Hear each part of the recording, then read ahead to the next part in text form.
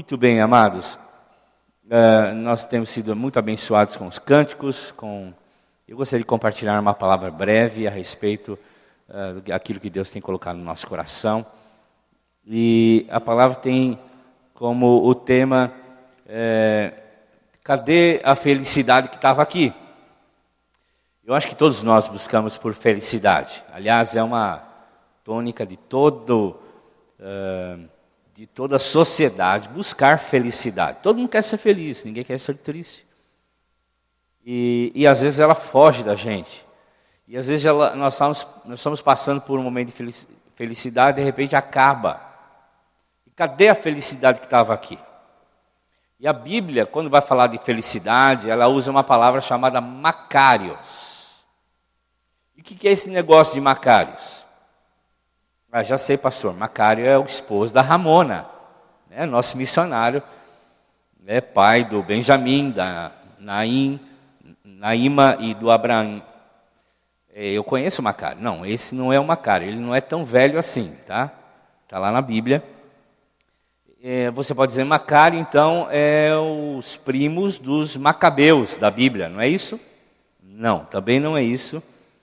E para os mais místicos podem dizer, não, Macário é uma palavra secreta da maçonaria. Nós vamos ver nessa noite um pouco sobre essa palavra. Não é isso também, e muito menos uma expressão aí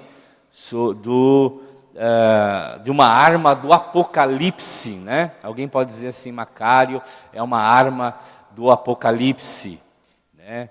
E nós vamos ganhar então essa arma lá no Apocalipse para guerrear contra a besta do Apocalipse. Também não é Macário, não tem nada a ver com isso.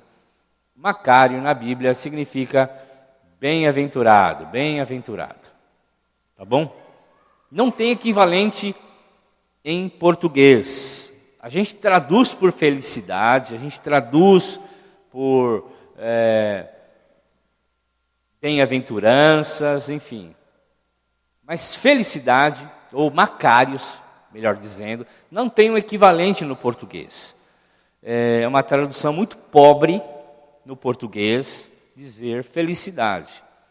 A gente pode dizer que é alguém tomado, transbordando de alegria, grandemente afortunado pela alegria. É uma espécie de superlativo de felicíssimo. Na nossa cultura, hoje, nós encontramos pessoas buscando felicidade. Tudo que as pessoas fazem é com o intuito de buscar felicidade. Não é verdade? As pessoas casam buscando a felicidade. As pessoas fazem uma faculdade, uma universidade, um curso superior, buscando uma melhor colocação para ser feliz. As pessoas trocam de emprego, de ramo, para ganhar mais, porque achando que vão ganhar mais, vão poder realizar os seus sonhos e assim serem felizes. Tudo na sociedade gira em torno da felicidade. Alguns dizem, não, vamos mudar de cidade porque eu vou ser feliz na outra cidade. Alguns dizem, não, eu vou me separar, porque me separando eu vou ser feliz. Então, a maioria das pessoas estão buscando felicidade.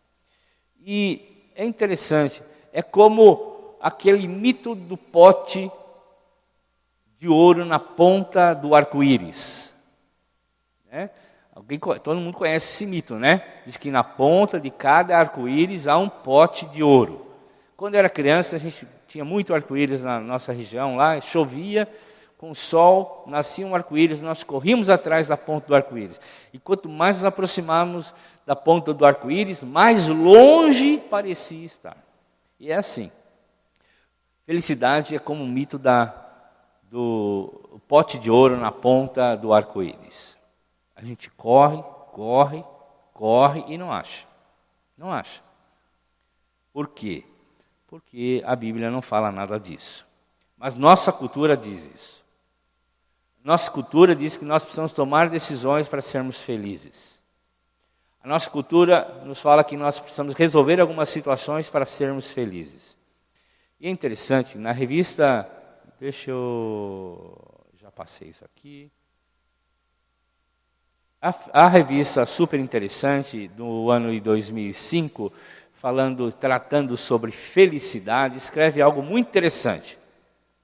Ela diz assim: a busca da felicidade é como um combustível que move a humanidade. É um combustível que move a humanidade. E ela nos dá força para estudar, para trabalhar, para ter fé, para construir casa, para realizar coisas, para ganhar dinheiro, para gastar dinheiro, para fazer amigos, para brigar, para casar, para separar, para ter filhos e cuidar dos filhos. Felicidade, então, é um combustível que move uma pessoa a buscar essas coisas para ser feliz. Então, ela nos convence de que cada pessoa, quando conquista uma coisa, ela vai se tornar feliz e ela tem que lutar por conta disso. Mas a própria revista diz que isso é ilusão. Cada vitória surge a necessidade de continuar. É como aquele pote de ouro que nós vimos agora há pouco. É como aquele pote de ouro que a gente corre atrás, na ponta do arco-íris, e quando nós estamos nos aproximando, ela está mais longe ainda. Ela não está no lugar que nós imaginávamos. E assim começamos a correr. Pena que essa reportagem, ela não omite a fonte de onde ela tirou tudo isso. Salomão, há 3.000 anos atrás, dizia isso: tudo é ilusão. Tudo é ilusão. Quando a gente pergunta às pessoas, chegam à conclusão sobre felicidade, nenhuma delas chega à conclusão: felicidade é isso. Não há um consenso.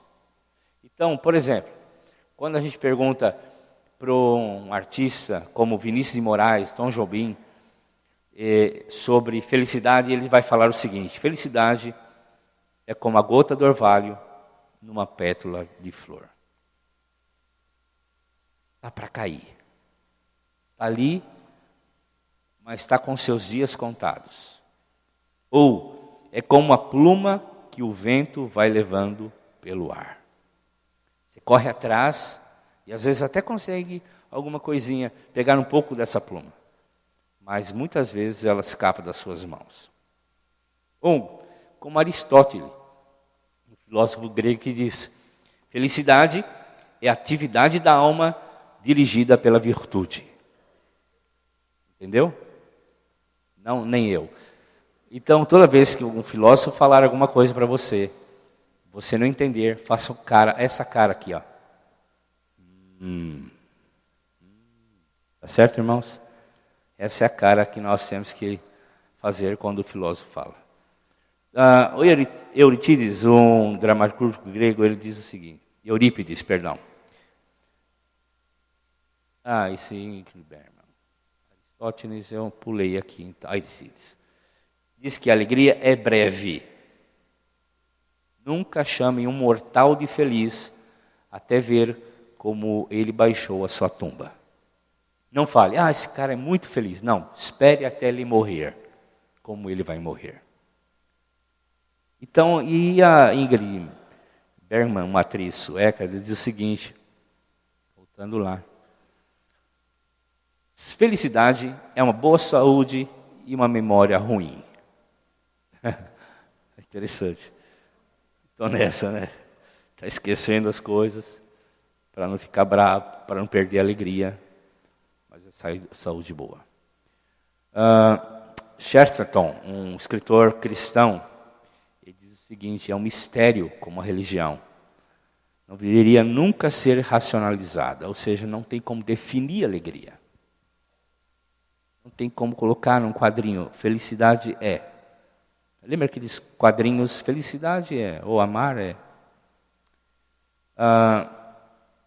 Thomas Sark, um psiquiatra, deixa eu ver aqui se tem, ok. Diz que é um estado imaginário, antes atribuído pelos vivos aos mortos, hoje geralmente atribuído pelos adultos às crianças e pelas crianças aos adultos. Feliz são os mortos. que não estão passando por isso, por aquilo que eu estou passando. Ou como as crianças dizem, felizes são os adultos que podem fazer isso e aquilo.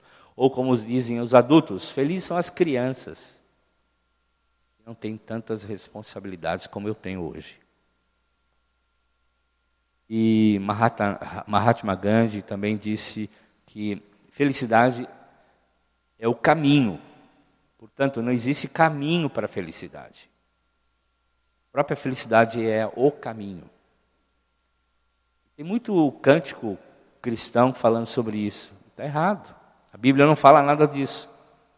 São definições filosóficas sobre felicidade, que muitas vezes elas influenciam o nosso ponto de vista a respeito da vida. Muitas vezes a minha e a sua vida é dirigida por esses focos, esses pontos, essas definições filosóficas do que é felicidade. Agora, o que a Bíblia fala sobre felicidade? E nos ensinos de Jesus, antes de ler esse texto, a gente encontra a verdadeira definição de felicidade. Mas isso é tão difícil para a gente, irmãos, falar sobre felicidade, porque no meio pós-reforma ou antes da reforma, a felicidade, antes e depois da reforma, felicidade era confundida com pessoas não sérias da vida cristã, da fé cristã. Por exemplo, nos monastérios, os homens e mulheres eram confinados a um ambiente onde não poderia ter riso. Porque riso, felicidade e tudo mais, era sinônimo de pecado. E até uns grupos depois da reforma, eles eram tão sérios, que aboliram felicidade do seu meio. Tudo errado. Porque Jesus inaugura o seu discurso aos seus discípulos falando sobre felicidade. E ele declara que quão feliz é o cidadão do reino dos céus. E no capítulo 5 de Mateus, verso 1 e 2, diz: quando Jesus viu aquela multidão, saiu do monte e assentou-se, e os seus discípulos chegaram perto dele, e ele começou a ensinar. Subiu ao monte, seus discípulos o cercaram, e ele começou a ensinar. E ele começou a ensinar o quê? Felicidade. Como são felizes as pessoas do reino dos céus. E não só os seus discípulos ouviram a mensagem, o sermão do monte, mas também a multidão. Porque lá no capítulo 7, nos versos 28 e 29, nós encontramos que a multidão estavam admiradas com o que ele tinha acabado de falar. Porque ele ensinava de forma a ter autoridade no que estava falando. Então, o centro do ensino de Jesus sobre a felicidade estão nesses versículos. No capítulo 5, dos versos 13 a 12 de Mateus. Quer saber o que é felicidade? Leia esse texto. Capítulo 5 de Mateus, versos 3 a 12.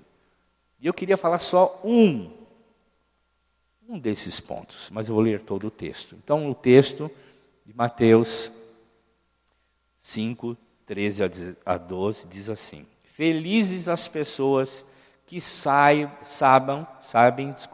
que são espiritualmente pobres, porque o reino dos céus é delas. Felizes as pessoas que choram, porque Deus as consolará.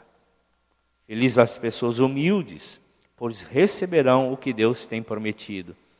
Felizes as pessoas que têm fome e sede para fazer a vontade de Deus, pois Ele as deixará completamente satisfeitas. Felizes as pessoas que têm misericórdia dos outros, pois Deus terá misericórdia delas. Felizes as pessoas que têm um coração puro, pois elas verão a Deus. Felizes as pessoas que trabalham pela paz, pois Deus as tratará como seus filhos. Felizes as pessoas que sofrem perseguições por fazerem a vontade de Deus, pois o reino dos céus é dela.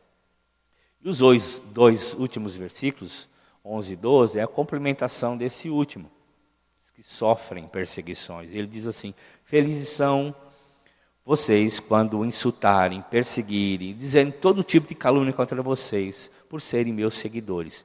Fiquem alegres e felizes, pois uma grande recompensa está guardada no céu para vocês, porque foi assim mesmo que perseguiram os profetas que vieram antes de vocês. Esse é o texto, é a base, é o fundamento da felicidade. É o princípio do sermão de Jesus aos seus discípulos. Ele quis dizer que os discípulos, os seguidores de Jesus, os cidadãos do reino dos céus, são felizes.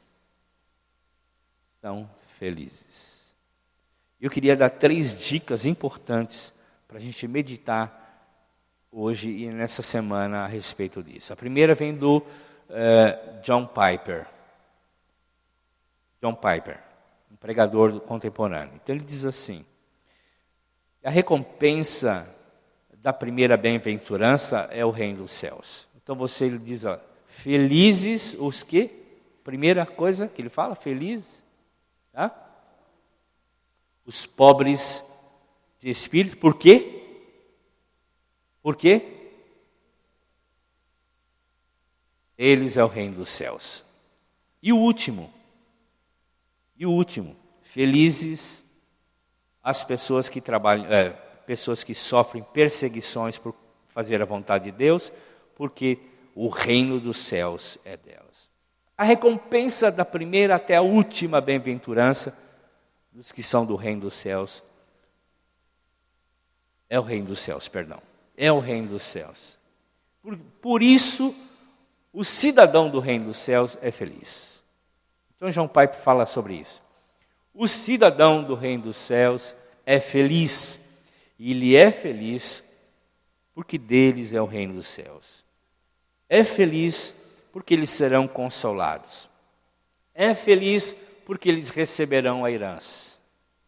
É feliz porque eles serão satisfeitos pela justiça. É feliz porque obterão misericórdia. É feliz porque verão a Deus. É feliz. O cidadão do reino dos céus é feliz porque será chamado filho de Deus. Então essas são as características do cidadão do reino dos céus. Por que o cidadão do reino dos céus é feliz? Porque está descrito aí, é do reino dos céus. O reino dos céus é deles. Eu vou complementar com os outros 2 agora. O segundo é porque existe um consenso dos estudiosos. Aqui não está 8 pessoas. Um que faz a paz, outro que tem misericórdia, outro que sofre por causa do evangelho, né? Outro porque é humilde, outro porque chora. Não está falando de 8 pessoas diferentes, mas o consenso diz que não se trata disso. Se trata de uma só pessoa, do cidadão do reino dos céus. Então essa é a característica do cidadão do reino dos céus. Por que o cidadão é feliz? O cidadão do reino dos céus é feliz. Porque ele tem essa característica. E o terceiro e último vem do escritor John Stott, já falecido, que ele diz o seguinte: o perigo da tradução Macários pela palavra feliz está no se sentir feliz. Não tem nada a ver com sentimento. Felicidade não tem nada a ver com se sentir feliz. Me sinto feliz hoje, acordei feliz. Me sinto tanto feliz porque aconteceu uma coisa. Não se trata de se sentir feliz. Jesus não está falando sobre sentimento, mas de um estado. como são abençoados esse povo. Como são abençoados esse pessoal do reino dos céus. Eles são abençoados em todas as circunstâncias. Nas crises, nas dificuldades, nas perseguições, nos momentos difíceis. Eles são abençoados. Então, João Stott diz, olha, falar sobre felicidade para nós hoje é complicado, porque nós temos uma predisposição para entender que felicidade é um sentimento vindo de algo bom que aconteceu. Que normalmente nós pensamos assim. Eu me sinto feliz porque algo bom me aconteceu. Ok, isso é um sentimento. Mas o que Jesus está dizendo aqui, que não é um sentimento para aqueles que são do reino dos céus. É um estado. O cidadão do reino dos céus é abençoado, é feliz, ponto final. Sentimento é uma coisa, estado é outra. A felicidade do cidadão do reino dos céus não é medida por um momento da vida do cidadão do reino dos céus, mas é medida pela história inteira que leva ele à eternidade. Ele é feliz porque ele escapou do inferno. Ele é feliz porque a sua vida está nas mãos de Deus. Ele é feliz porque vai passar dificuldades e perseguições, mas a vida dele pertence ao Senhor. Ele é feliz porque há um lugar preparado para ele. Ele é feliz porque tem propósito de vida aqui, enquanto está aqui na terra. E como nós temos falado e ouvimos semana passada, o céu começa aqui. Aqui, a nossa vida aqui. Nós já estamos e ainda não, como o próprio John Stott fala. Nós somos e ainda não. Somos felizes e ainda não, porque o processo continua. Mas quando Deus olha para nós, fala, quão abençoado você é. Ou como o próprio texto que o pastor Jimmy leu no capítulo 1 de Efésios, verso 3, fala, nós já fomos abençoados com toda sorte de bênçãos. Nós somos felizes. Nós somos felizes. Porque felicidade não é um sentimento por resultado de uma causa, de uma situação. Mas o estado abençoado, que é o cidadão do reino dos céus. Eu e você somos abençoados e ponto final. Eu e você recebemos todas as bênçãos espirituais nas regiões celestes em Cristo Jesus. Eu e você somos felizes. Então eu tenho que, pela fé, pegar essa felicidade. Então eu tenho que entender, isso tem que assentar no meu coração, isso tomar minha vida e eu me sentir contente, feliz, abençoado. Cidadão do reino dos céus, a vida dele não é medida por uma circunstância de felicidade, mas ele é feliz por estar no reino dos céus. Então, o cidadão do reino é imensuravelmente feliz. E Jesus está falando sobre felicidade naquela situação com os discípulos, contrariando tudo que eles estavam ouvindo, como hoje também. Na nossa música, na nossa cultura, nas nossas filosofias, na nossa forma de viver, como eu listei aqui agora há pouco. Eu preciso fazer algo para ser feliz, eu preciso conquistar algo para ser feliz. Jesus vem e dá um basta nisso e diz, olha, vocês estão tudo errado. Pessoal, vocês estão errados. Feliz é o cidadão do reino dos céus. Ele já é feliz. Ele não precisa de mais nada. E aí Jesus bate de frente com o sistema implantado na época dele. Então, ele vai direto nesse primeiro versículo, e aí o que eu quero dizer é só sobre o primeiro versículo, ele vai de frente com os religiosos da época. Então ele vai e bate de frente com os fariseus. Ali no ensino de Jesus, por isso que a multidão admira e diz, meu Deus, esse cara aí está falando algo que nós não ouvimos ainda. Está contrário a tudo que nós ouvimos até então. Porque os fariseus, eles se consideravam os mais ricos espiritualmente. E aí Jesus diz assim, os felizes, os mais ricos e os mais abençoados são os pobres espiritualmente. E os fariseus, nós somos os ricos espiritualmente. E Jesus diz que o feliz é aquele que não é. Ele bate de frente. Os fariseus se julgavam superiores a todos os demais. Todo mundo estava debaixo deles. Eles tinham feito leis, normas, regras, para se tornarem os mais santos dos santos, até 4 vezes mais, até acima de Deus. Aí eles se orgulhavam e se sentiam bons pais, bons maridos, tinham uma postura boa no trabalho, se orgulhavam disso.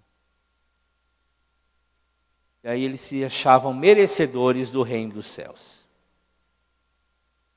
Por tudo isso eles achavam assim, nós merecemos, porque nós somos bons. Eu sou bom, faço tudo certinho, sou melhor na empresa, bom pai, bom avô, bom pagador. E aí quando Jesus vem com uma mensagem do reino dos céus, e ele diz que felizes são os pobres espiritualmente, isso choca os religiosos. E na Bíblia a gente encontra 2 palavras para descrever pobre. A primeira é penés, a segunda é potikos. Penés é um simples operário. Alguém que chega, trabalha, sai às 5 da manhã, volta às 8 da noite, chega em casa cansado, vai dormir, acorda no outro dia e assim por diante. E aí quando volta o pagamento, ou no final de semana ele põe as contas para pagar, ele vê que ele trabalhou 30 dias e só conseguiu pagar contas de 15 dias. Aí ele fala, eu não consigo pagar as contas. Então vamos ver quais são as que eu posso pagar hoje. Esse é o penés. É um simples operário. Aí o potikos é um indigente, é um miserável. É aquele que tem contas absurdas. Por conta dessas contas, dessas dificuldades, o seu filho foi vender droga e foi preso. E por conta dessas dificuldades, a esposa dele se separou dele. E ele foi embora de casa. E ele caiu no crack. E ele está lá na sarjeta. E alguém vai lá e diz, eu quero ajudar você. Esse é o potikos. É um indigente, é um miserável. Não tem nada para oferecer. Ele não tem nada para oferecer.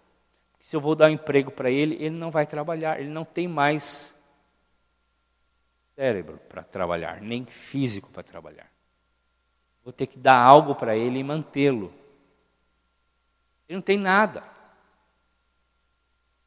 Então, Jesus vem e usa essa palavra. Felizes são os potikos. Os miseráveis. Os indigentes. Quão felizes são esses. Em que sentido ele está dizendo isso? É quando esses infelizes, miseráveis, olham para si mesmos e descobrem que não tem nada a oferecer a Deus. Não tem nada para dar para Deus.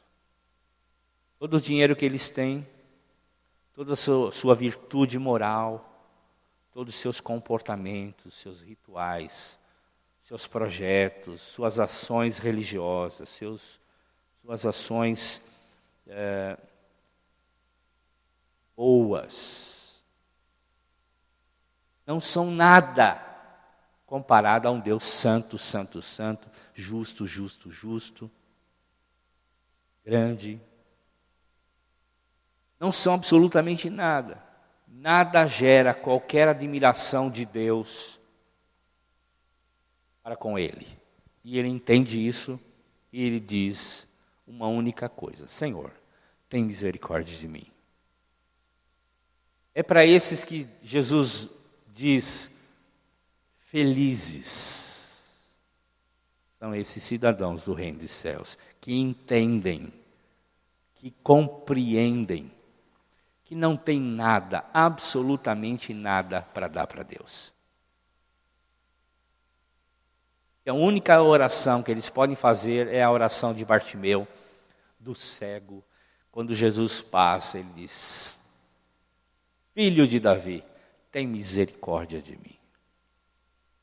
Então a conclusão que nós chegamos é quando nós erguemos as nossas mãos e elas estão vazias, porque não temos nada a dar a Deus, nós podemos receber as bênçãos de Deus.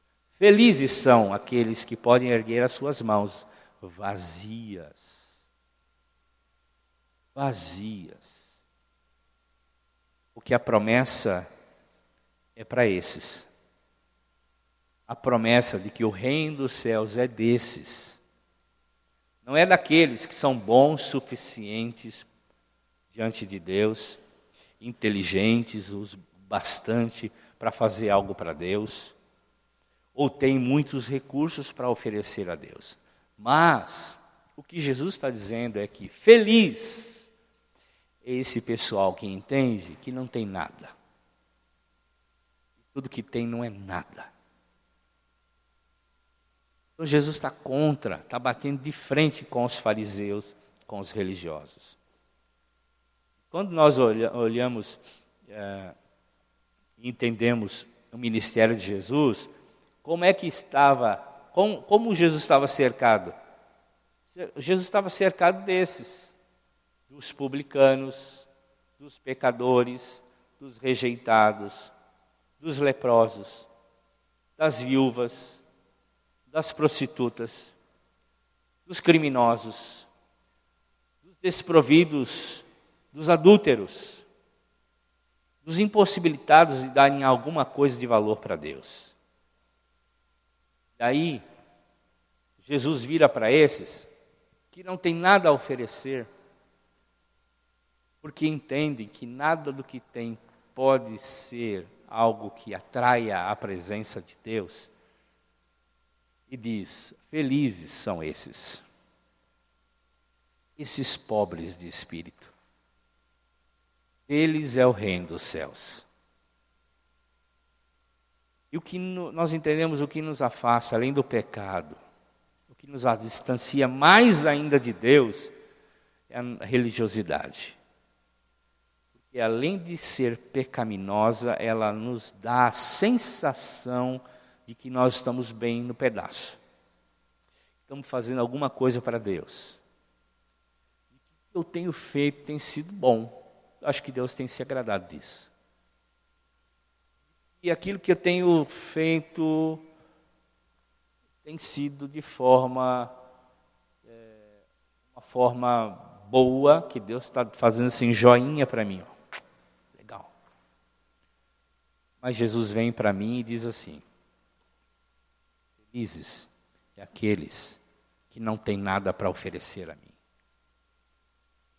Estão com as suas mãos vazias e reconhecem que estão impossibilitados porque são indigentes e miseráveis, espiritualmente falando. Não tem nada, estão na sarjeta. E reconhecem isso. E reconhecem que só uma ação de Deus pode levantá-los dali. Uma ação graciosa, misericordiosa, sem esperar nada em troca.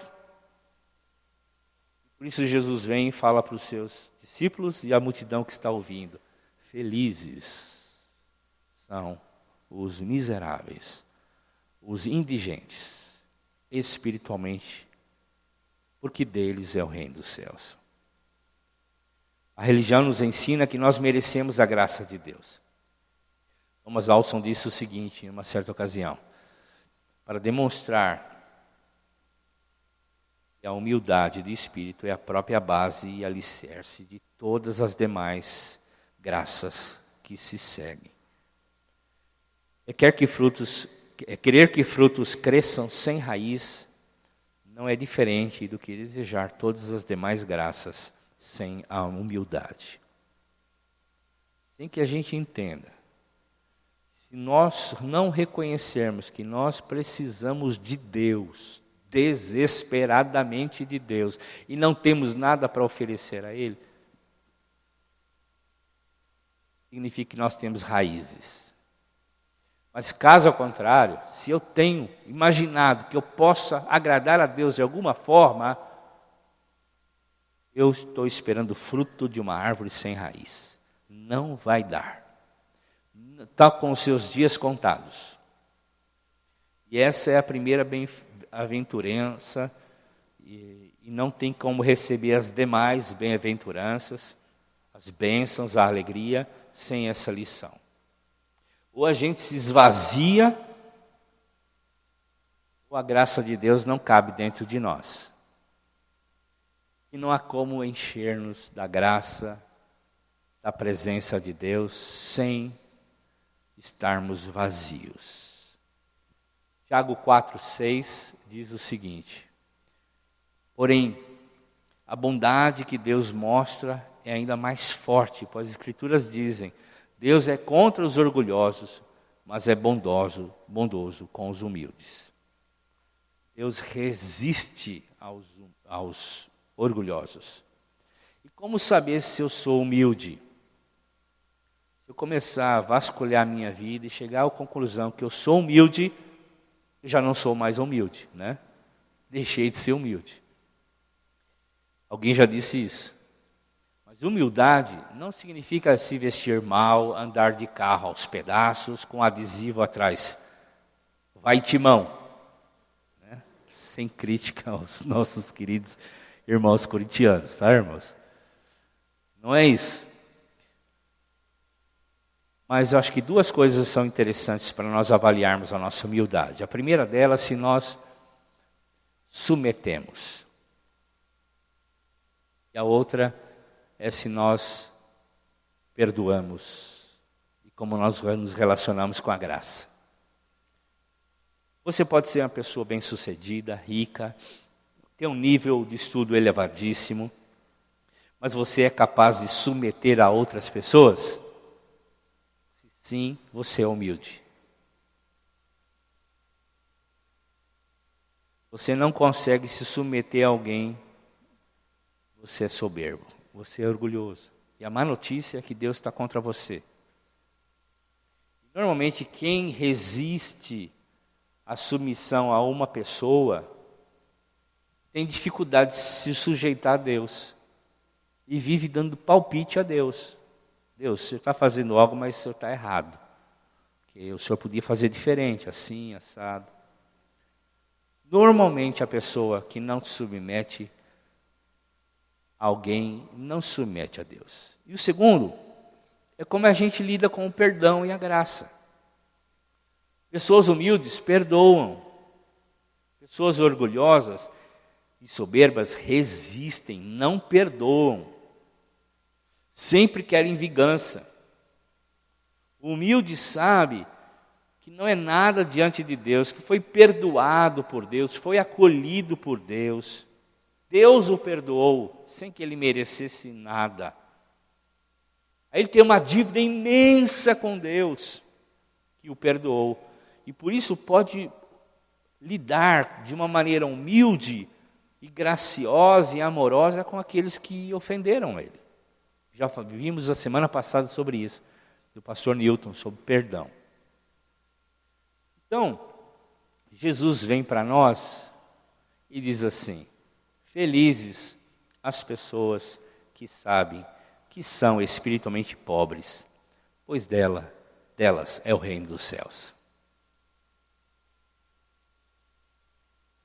Eu queria terminar aqui a nossa mensagem.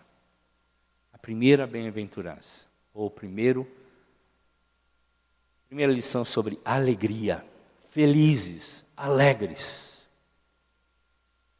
Super alegres são aqueles que são humildes, pobres. E não sabem,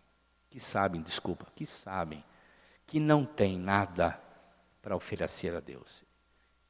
E no ato, um gesto, com as suas mãos vazias, dizem: Senhor, tem misericórdia de mim.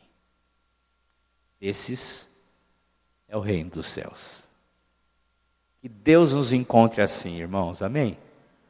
Que Deus nos encontre assim, pessoas que submetem umas às outras e pessoas que perdoam e lidam com a graça de Deus. Amém? Vamos ficar em pé. Vamos terminar orando ao Senhor.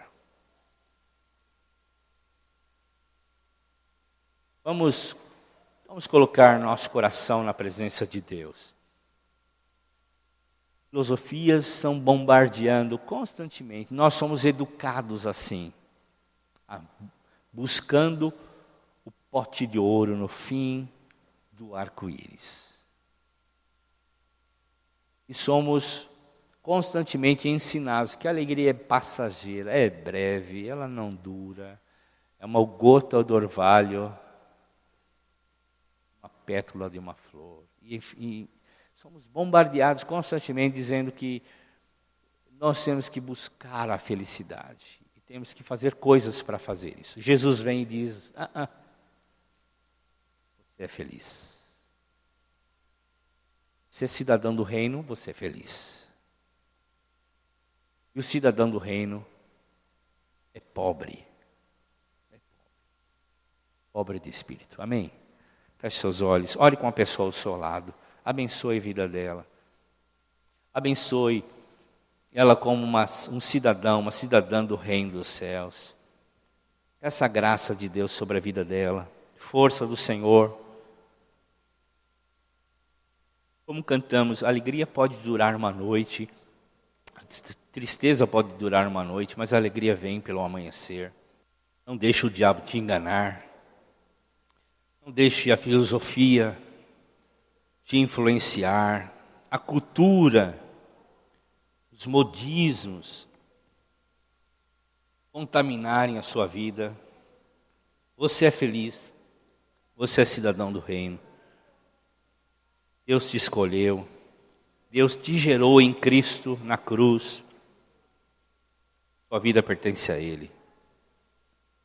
Feliz. Obrigado, Senhor, por essa noite. Louvado seja o teu santo nome, Senhor, por cada vida que está aqui. Derrame mais de ti, Senhor, mais da tua graça, mais do teu poder, Senhor, da tua presença. Encha-os de ti, Senhor. Encha-nos como igreja mais de ti, Senhor. Em nome de Jesus. Em nome de Jesus. Deus abençoe. Vão na paz. Deus abençoe.